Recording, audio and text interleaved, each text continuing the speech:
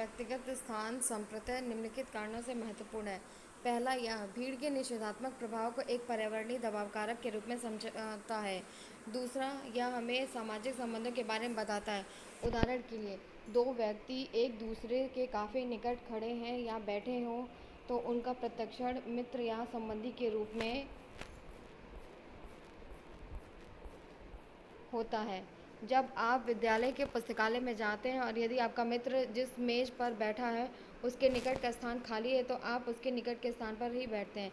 किंतु यदि उस मेज़ पर कोई अपरिचित व्यक्ति बैठा है, उसके निकट खाली स्थान है, तो इस बात की संभावना कम है कि आप उस व्यक्ति के निकट के स्थान पर बैठेंगे। तीसरा, हमें कुछ सीमा तक यह ज्ञात होता है कि भौतिक स्थान को किस प्रकार परिवर्तित किया जा सकता है जिससे कि सामाजिक स्थितियों में दबाव अथवा असुविधा में कमी की जा सके अथवा सामाजिक अंतःक्रिया को अधिक आनंददायक तथा उपयोगी बनाया जा सके। यहाँ कुछ सरल उदाहरण दिए जा रहे हैं। मान लीजिए कि आपके विद्यालय के कर्मचारियों को निर्णय करना है कि कुर्सियों को कैसे व्यवस्थित किया जाए। कि क, विद्यालय में कोई सामाजिक अवसर जैसे कोई सांस्कृतिक कार्यक्रम है। ख, अभिभावकों तथा अध्यापकों के बीच बैठक है। तथा ग, विद्यार्थियों और अध्यापकों को संबोधित करने के लिए कोई अतिथि वक्ता आ रहे हैं। क्या तीनों परिस्थितियों में कुर्सियों की व्यवस्था एक जैसी होनी चाहिए? क्रियाकलाप संचालन करेंगे तो और यह ज्ञात हो सकेगा कि भीड़ रहित स्थितियों में व्यक्ति किस प्रकार के बैठने की व्यवस्थाओं को चुनते हैं। प्राकृतिक विपदाएं। शोर, अनेक प्रकार के प्रदूषण एवं भीड़ ऐसे पर्यावरणीय दबाव कारक है जो मानव व्यवहार के परिणाम है।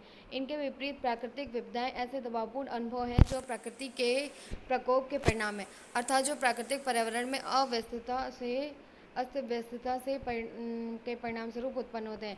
प्राकृतिक विपदाओं का सामान्य उदाहरण भूकंप, सुनामी, बाढ़, तूफान, ज्वालामुखी उद्गार है।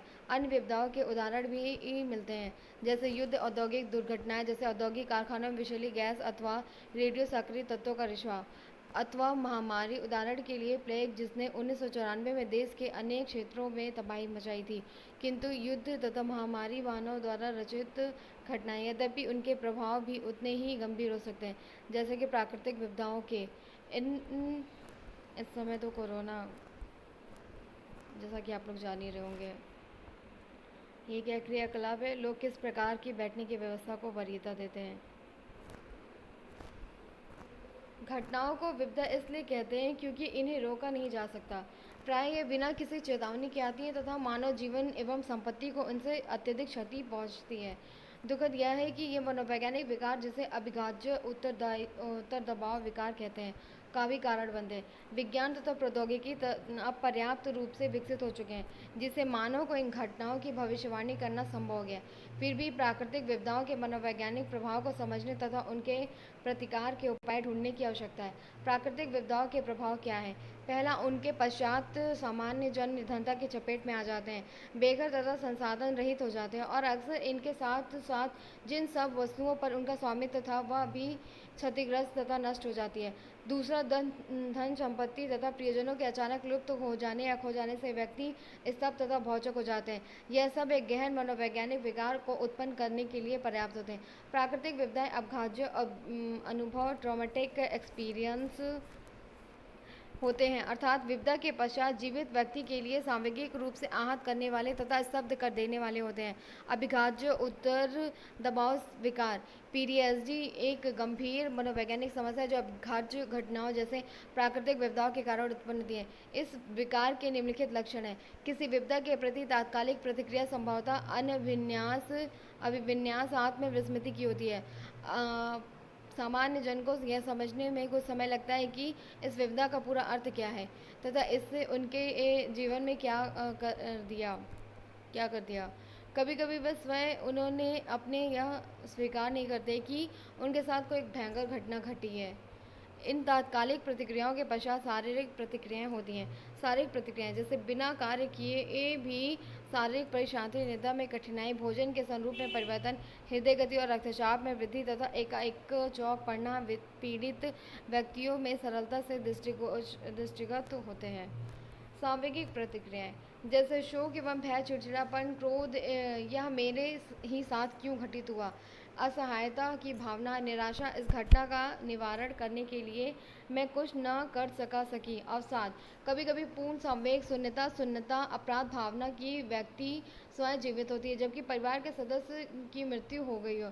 स्वयं अपने को दोष देना तथा जीवन के नियमित क्रियाकलापों, रूटीन एक्टिविटीज़ में भी अभिरुचि का भाव। संज्ञानात्मक प्रक्रिया, जैसे आकुलता, एकाग्रता में कठिनाई, अवधान स्मृति में कमी, संभ्रम, स्मृति लोप या ऐसी सुस्पष्ट स्मृतियाँ जो वांछित नहीं है अथवा घटना का दुस्वप्न। सामाजिक प्रतिक्रियाएं, जैसे दूसरों से विनिवर्तन, विड्रॉल, दूसरों के साथ द्वंद्व, प्रियजनों के साथ भी अक्सर विवाद और अस्वीकृत महसूस करना या अलग थलग पड़ जाना। यह आश्चर्यजनक है कि अक्सर कुछ उत्तेजित दबाव के प्रति प्रबल सामूहिक प्रक्रियाओं के मध्य भी वास्तव में स्वस्थ होने की प्रक्रिया में दूसरों के लिए सहायक होते हैं। इन अनुभवों का सामना करने के बाद भी जीवित बच जाने तथा अपना अस्तित्व बचाए रखने से ये व्यक्ति जीवन के प्रति सकारात्मक दृष्टिकोण विकसित कर लेते हैं तथा तदनुभूति के द्वारा इस अभिवृत्ति को दूसरे उत्तरजीवियों में विकसित करने में समर्थ हो जाते हैं। ये प्रतिक्रियाएं दीर्घ काल तक चलती रह सकती हैं, यहाँ तक कि कुछ दशाओं में तो जीवन पर्यंत भी चलती हैं, किंतु उपयुक्त परामर्श तथा मनोरोग उपचार के द्वारा पीटीएसडी में सुधार कम से कम इस सीमा तक किया जा सकता है कि पीड़ित व्यक्तियों को अभिप्रेरित किया जा सके और उनकी सहायता की जा सके ताकि वे जीवन का प्रारंभ कर सकें। निर्धन व्यक्ति में वे महिलाएं जिनके संबंधी हतोहत हो गए हों तथा प्राकृतिक विपदाओं के उत्तरजीवी अनाथ बच्चों को विशेष उपचार एवं देखभाल की आवश्यकता होती है, जैसा कि अन्य पर्यावरणीय दबावों के विषय में सत्य है। प्राकृतिक विपदाओं के प्रति लोग भिन्न स्तर की तीव्रता वाली प्रतिक्रियाएं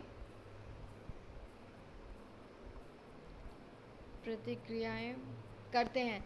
समानता प्रतिक्रिया की तीव्रता निम्नलिखित तत्वों से प्रभावित होती है: विपदा की तीव्रता तथा उसके द्वारा की गई क्षति, संपत्ति तथा जीवन दोनों के संबंध में, व्यक्ति की सामना करने की सामान्य योग्यता तथा विपदा के पूर्व अन्य दबावपूर्ण अनुभव। उदाहरण के लिए, जिन व्यक्तियों ने पहले भी दबावपूर्ण स्थितियों का अनुभव किया है उन्हें फिर एक कठिन दबावपूर्ण स्थिति से निपटने में अधिक कठिनाई हो सकती है। यद्यपि हम जानते हैं कि अधिकांश प्राकृतिक विपदाओं की केवल सीमित स्तर तक ही भविष्यवाणी की जा सकती है, किंतु उनके विध्वंसक परिणामों को कम करने हेतु कई प्रकार की तैयारी की जा सकती है, जैसे चेतावनी, सुरक्षा उपायों के द्वारा जो घटना के तुरंत बाद किए जा सकें, मनोवैज्ञानिक विकारों के उपचार द्वारा। ये उपाय प्राय सामुदायिक स्तर पर किए गए तथा निम्नलिखित है। चेतावनी, यदि आप पिछले कुछ समय से रेडियो सुनते हैं तो आप में ऐसे विज्ञापनों को सुना होगा जिनमें यह बताया जाता है कि लोगों को यदि प्राकृतिक विपदाओं जैसे बाढ़ की संभावना हो तो क्या करना चाहिए। जब तूफान या समुद्र में ज्वार का भविष्यकथन किया जाता है तो मछुआरों को समुद्र में न जाने के सुझाव दिए जाते हैं। सुरक्षा उपाय, यह दुर्भाग्यपूर्ण है कि कुछ प्राकृतिक विपदाओं जैसे भूकंप में यदि भविष्यवाणी कर भी दी जाए तो भी घटनाएं इतनी आकस्मिक होती हैं कि लोगों को चेतावनी देना तथा उन्हें मानसिक रूप से तैयार करना संभव नहीं हो पाता। इसलिए पहले से ही कुछ संकेत सुझाव इस संबंध में दे दिए जाते हैं कि भूकंप आ जाए तो क्या करना चाहिए। मनोवैज्ञानिक विकारों का उपचार, इसके अंतर्गत स्वावलंबन, उपागम तथा व्यावसायिक उपचार दोनों का ही निहित होते हैं। अक्सर सर्वप्रथम लोगों को भौतिक सहायता जैसे भोजन, वस्त्र, औषधि तथा उपचार, शरण या आश्रय तथा वित्तीय सहायता इत्यादि प्रदान करना आवश्यक है। व्यक्तिगत तथा सामूहिक परामर्श इसके बाद अगला सोपान है। इसके अनेक प्रकार हो सकते हैं, जैसे उत्तरजीवियों को अपने अनुभव तथा सामूहिक दशाओं का वर्णन करने के लिए प्रोत्साहित करना तथा उनके सामूहिक घावों को भरने के लिए समय प्रदान करना। कुछ विशेषज्ञों जो कि पीटीएसडी का उपचार करते के अनुसार एक प्रमुख अभिवृद्धि जिसे उत्तरजीवियों में विकसित करने की आवश्यकता होती है वह है आत्म सक्षमता, सेल्फ एफिकेसी, अर्थात यह विश्वास है कि मैं यह कर सकती हूँ, मैं इस दशा में सफलतापूर्वक बाहर निकल सकती हूँ। जिन व्यक्तियों में तीव्र दबाव प्रतिक्रियाएं परिलक्षित होती हैं उन्हें मनोरोग उपचार की आवश्यकता हो सकती है। अंत में पुनर्स्थापन या पुनर्वास अर्थात कोई रोजगार तथा धीरे धीरे सामान्य दिनचर्या पर वापस लौटना होता है। किसी समय उत्तरजीवियों तथा पीड़ितों की अनवरती जांच की आवश्यकता यह ज्ञात करने के लिए होती है कि अभिघात्य अनुभव में वे पर्याप्त स्वास्थ्य लाभ कर चुके हैं अथवा नहीं। यह ध्यान देने योग्य है कि अथवा यदि शोर, वायु तथा जल के कारण प्रदूषण तो व्याप्त है ही, किंतु कुछ उपाय ऐसे हैं जिनको सामुदायिक स्तर पर अमल में लाने से हमारा मूल्यवान पर्यावरण कम प्रदूषित तथा अधिक स्वस्थ प्रदायी हो सकता है। जहाँ तक भीड़ का प्रश्न है, यह पूर्णतः मानव निर्मित समस्या है। प्राकृतिक विपदाएं स्वभावतः मानव नियंत्रण से परे हैं, फिर भी व्यक्ति आवश्यक सावधानी का उपयोग कर सकते हैं।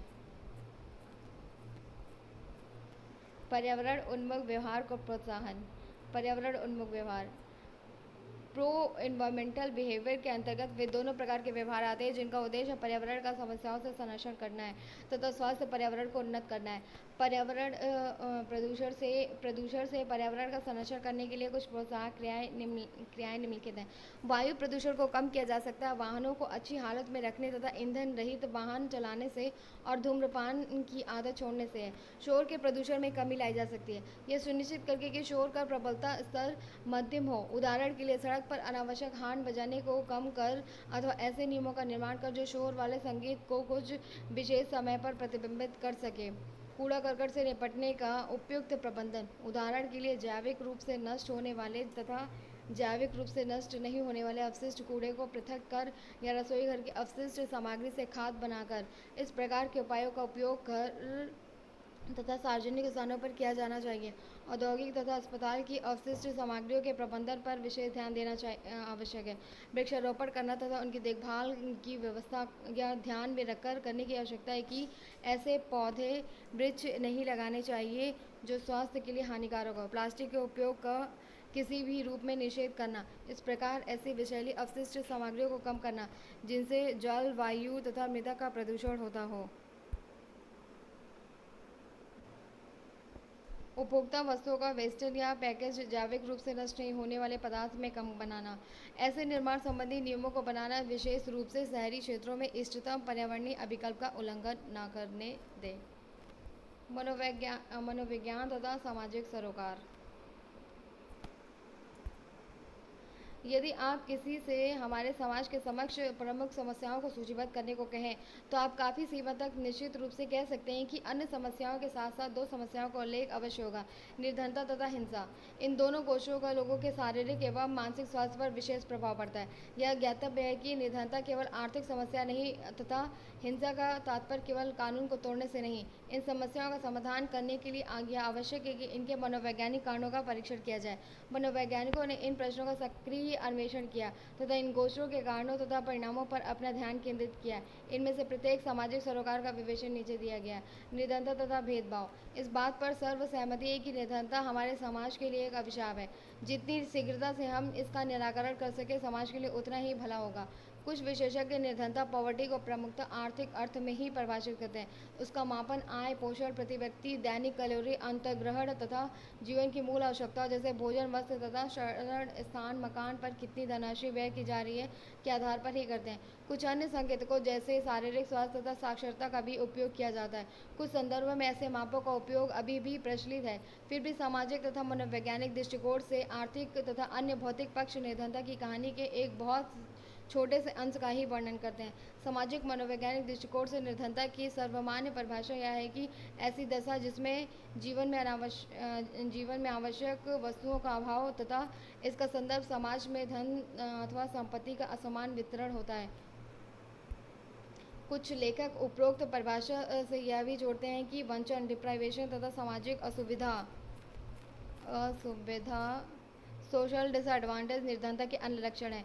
वंचन निर्धनता के बीच एक विभेद यह है कि वंचन उस दशा को संदर्भित करता है जिसमें व्यक्ति अनुभव करता है उसने कोई मूल्यवान वस्तु खो दी हो तथा वह प्राप्त नहीं हो रही जिसके लिए वह योग्य सुपात्र हो। जबकि निर्धनता का अर्थ ऐसे संसाधनों की वास्तविक कमी है जो जीविका के लिए आवश्यक है तथा इसलिए कुछ सीमा तक वस्तुनिष्ठ रूप से परिभाषित किया जा सकता है कि वंचन में अधिक महत्वपूर्ण यह होता है कि व्यक्ति ऐसा प्रत्यक्षण करता है कि यह सोचता है कि जो कुछ उपलब्ध है वह उससे बहुत कम है जो उसको उपलब्ध होना चाहिए। अतः कोई निर्धन व्यक्ति वंचन का अनुभव कर सकता है किंतु वंचन का अनुभव करने के लिए निर्धनता का कोई आवश्यक दशा नहीं है। निर्धन व्यक्तियों की दशा और भी बुरी हो जाती है यदि वे निर्धनता के साथ वंचन का भी अनुभव करते हैं। वास्तविकता तो यह है कि प्राय निर्धन व्यक्ति वंचन का भी अनुभव करते हैं।